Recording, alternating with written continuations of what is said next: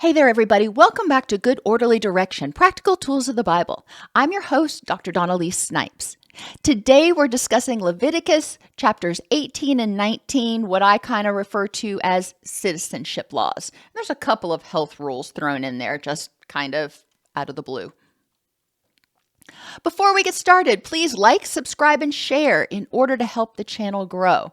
It really does help. The more eyeballs we get on these, the more it triggers the algos to share it with others.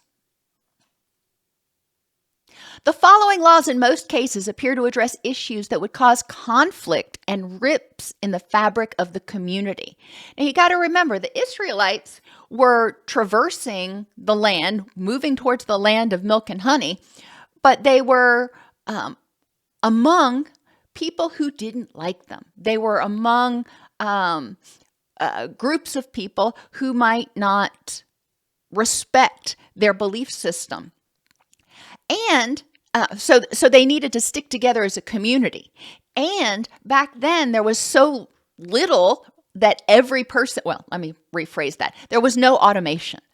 So it was important that the community stick together because you had your farmers, you had your carpenters, you had your sheep herders, you had your people that specialized. And in order to keep this community functioning and healthy and getting its needs met, everybody was needed.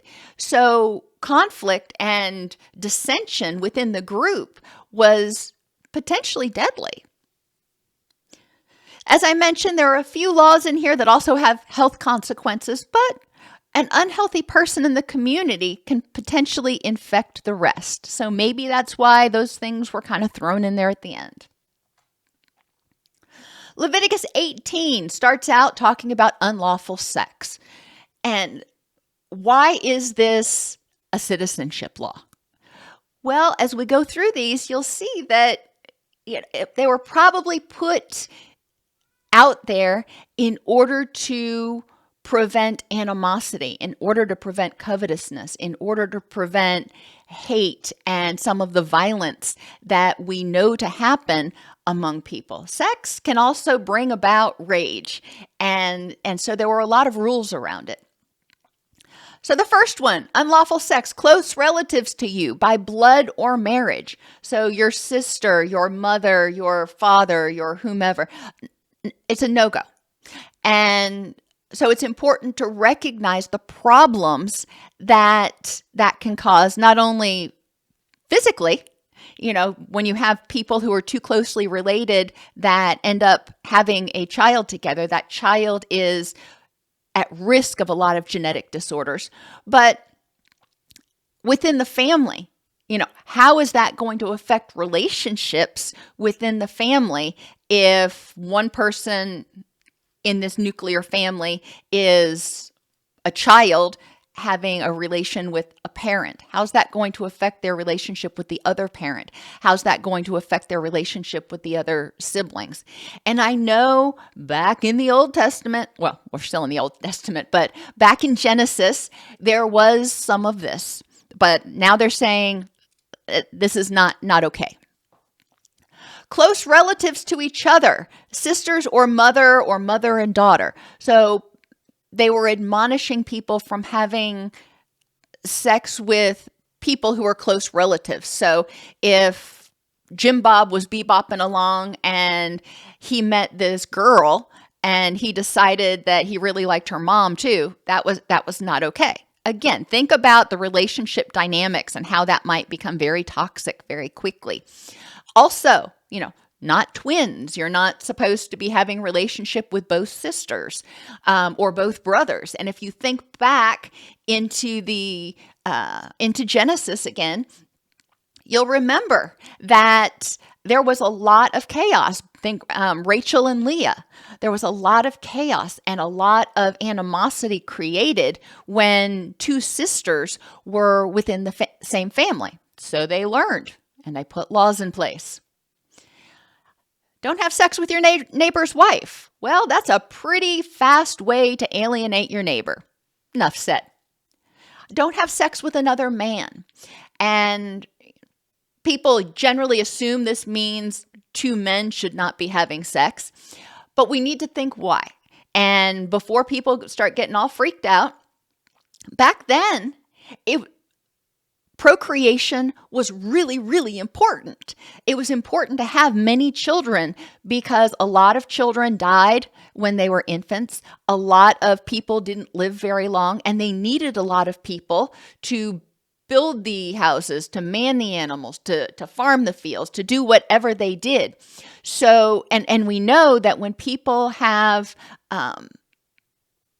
sex a lot, or when they have when they masturbate, when they have frequent ejaculation, the sperm count goes down. So they become less fertile, essentially. And one can interpret this that the law was designed to make sure that the seed that was being spread in a way to promote the existence of the community. So procreation, not recreation, as some of the nuns used to say. And don't have sex with an animal. And this is, again, for both men and women. For men, again, you're using your seed in a way that is not going to benefit the community. So that's a no-go. But animals can also, again, even through sex, transmit diseases. So it's important that people weren't having sex with animals, because then if they had sex with other people, that it could be potentially problematic. They could start spreading diseases. I believe they call them zoonotic diseases between the humans. It can transmit between animal to human and human to human. So that was something that was prohibited. And we remember, if you think back to Sodom and Gomorrah, that unrestricted sexual behavior can quickly get out of hand, and lust and rage can really quickly overtake people. Then it goes through a whole litany of other laws, but parenthetically, I have here the commandment that it parallels with. So it's important to recognize these are not all new laws. Most of them are laws that are repeats, but they were important enough that they bore repeating. It was important. Respect your parents.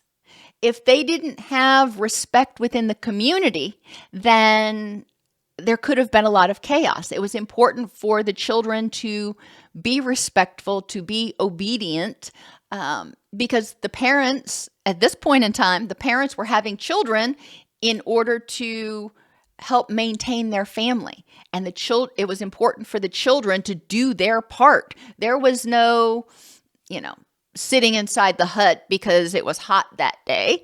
It was do what you're told in order to earn your keep. Observe the Sabbath. Going back again to the importance of rest, the importance of reflection, the importance of quality time among people in the community to strengthen those bonds. No idols, witchcraft, or mediums. This goes back to thou shalt have no other God before me.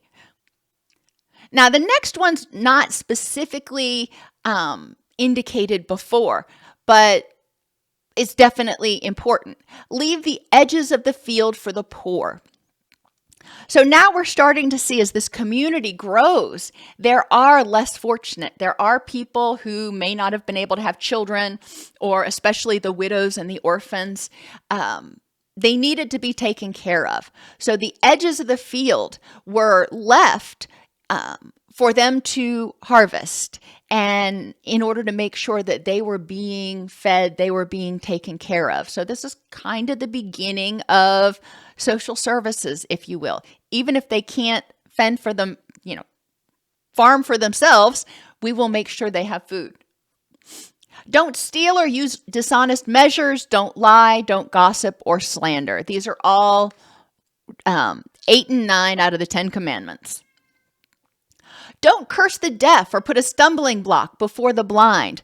This is another one that is kind of interesting, and I believe it's to be taken both for its extrinsic meaning as well as its intrinsic meaning. Obviously, you don't want to curse somebody who is deaf or trip somebody who's blind. That's just mean. But it also, in my opinion, means that we need to not curse people who are resistant. If they are deaf, if they're not hearing what we're saying, if they are not understanding or having the same beliefs that we have, we're not to curse them. We're not to, we see later in Matthew, we're not to associate with them, but we're not to curse them. We are to set our boundaries and say, okay, that's you, this is me. And we're not supposed to put stumbling blocks before the blind. So people who can't see, people who have difficulty figuring out what is the right thing to do or how am I supposed to act. The belief here is that these people are maybe ignorant. They are blind to what's going on. They don't understand. So ultimately, for the deaf and the blind, have compassion. Don't curse them. And if they're blind, don't put a stumbling block before them. Don't make it harder than it has to be. Educate them. Help them along the way. The next one is don't endanger your neighbor. We're starting to get the idea, now that we hear about leaving the edges of your fields and not endangering your neighbors, that the Israelites have kind of set up camp and they've been here for a while and are going to continue to be here for a while. So they're having, if you will, permanent neighbors that they need to figure out, okay, how do I peacefully coexist with this person? Don't hate your fellow Israelite in your heart. Address your grievance so you will not share in their guilt. Well, if you're angry at somebody, how are you sharing in their guilt? Yeah, we'll get to that. Don't seek revenge or bear a grudge against anyone among your people, but love your neighbor as yourself. I am your Lord. Holding anger, hate, and resentment in your heart, we know is a bad use of energy. All that does is, it was either in Proverbs or Psalms, but it says it will rot your bones. This is true. Holding on to anger and resentment doesn't do anything to solve the problem. It just keeps you upset. So it's a bad use of energy and it promotes illness. It reduces your immune system and it harms the community. When you're holding on to this, when you're grumpy, when you're angry, when you're bitter, you tend to not play nice with others. And that harms the community. And this brings shame and guilt upon you because maybe this person hurt you or offended you, but now you are hurting and offending the community. So you're bringing that guilt upon yourself. We're created in the image of God. Therefore, if you hate your brother, if you hate your fellow Israelite, you also are saying you hate God. And obviously that's not okay. And that was a passage. You can look at 1 John chapter 4, verse 20. The person also has to contend with their guilt. So whoever it is that you're angry at, they have to contend with their guilt. They have to own up for what they did, if they did anything. Why do I say that? Because sometimes we can get angry at people. We can hold resentment toward people for something they didn't do because we are envious. We are covetous of what they have. So we see what they have and we get angry. We become resentful that they have it and we don't. Well, that's not their fault. They didn't do it. They don't even have guilt in this situation. That's all on us. So we also need to recognize what our anger is about and whether it's our problem or both of our problems. Proverbs 10:18, the one who conceals hatred has lying lips, and we already know you're not supposed to lie, and whoever utters slander is a fool. Another rule in this chapter is don't plant two kinds of seed in the same field. Now, there could be a lot of reasons for that, and there is also maybe a metaphor. But in gardening, when you plant two kinds of seed, like if I plant pumpkin and butternut squash, they're in the same family. They're not the same plant, but they're in the same family, so they can cross-pollinate. And I actually did this one time by accident, and I learned the hard way. So you end up with plants that are a hybrid of the two. Now, sometimes that works out really well and it's awesome. Sometimes it doesn't work out so well and you end up with like some weird hybrid squash cross that is nasty. So if you just don't plant two kinds of seed in the same field, then they won't cross-pollinate. When you enter the land and plant any kind of fruit tree, regard its fruit as forbidden. But in the 5th year you may eat its fruit. In this way your harvest will be increased. Well, if you, again, going back to actual gardening, if you've ever planted a fruit tree, most of them actually, at least modern trees, don't end up fruiting until at least their 10th year. But these evidently matured faster. The tree needs time to mature. The first 3 years, nobody was to eat from it. Well, during that period, any fruit that it produced was probably pretty scraggly because the plant was very young. It wasn't able to support really robust fruit. In the 4th year, this would be what we would consider the first fruits, first good fruit that you could harvest. This was to be offered to God. And again, God gets our first fruits. Then by the 5th year, the people could start harvesting from the tree. And it says straight out of scripture, in this way your harvest will be increased. If you don't overstress the plant when it's young, then it will grow strong and it will live longer and it will produce better fruit. Love foreigners residing in your land as yourself, for you were once foreigners in Egypt. It's important to not necessarily intermarry with. That was prohibited in other chapters. But we need to love others and love foreigners that are residing in this place. We can respect them. We can set boundaries and say, you are worthy of love as a human being. I may not agree with you. I may not believe the same things that you do, but I will not curse you. And then finally, 2 more health laws were just kind of thrown in at the end of this, and I'm not exactly sure why they made this place, but the purpose of the laws can be seen. No tattoos. Tattoos can be seen as altering what God has made, so that could be one reason.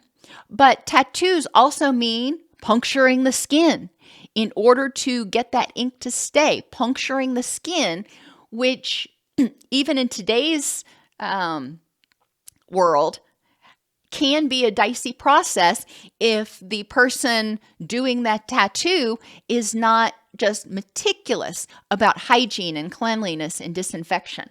So tattoos could very quickly cause someone to get a skin disease or sepsis or worse. And then don't eat food that's more than 2 days old. Now, we saw this a little bit in the beginning of Exodus when they were, God sent manna from heaven and he sent the quail and they weren't supposed to eat. They were supposed to collect twice as much as they needed on Saturday so they could eat on Sunday and relax. But they weren't supposed to eat anything that was left over after that. So don't eat food that's more than 2 days old. So this is just reiterating it. Don't keep stuff around because it spoils. All of these laws make sense from the perspective of the people at the time. New laws are added, like revising manuals at work, as it appears something needs to be made explicit.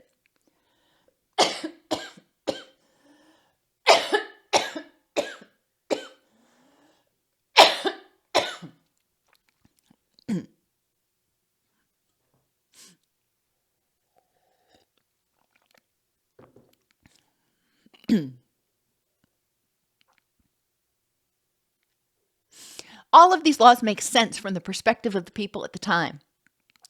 New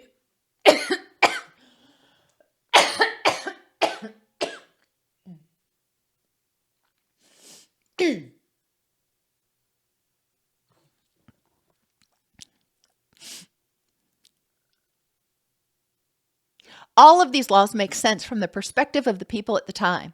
New laws are added, like revising manuals at work, as it appears something needs to be made just explicit. Really important laws were also repeated because, just face it, they were worth repeating. They were so important to the success of the community that the people had to regularly be reminded.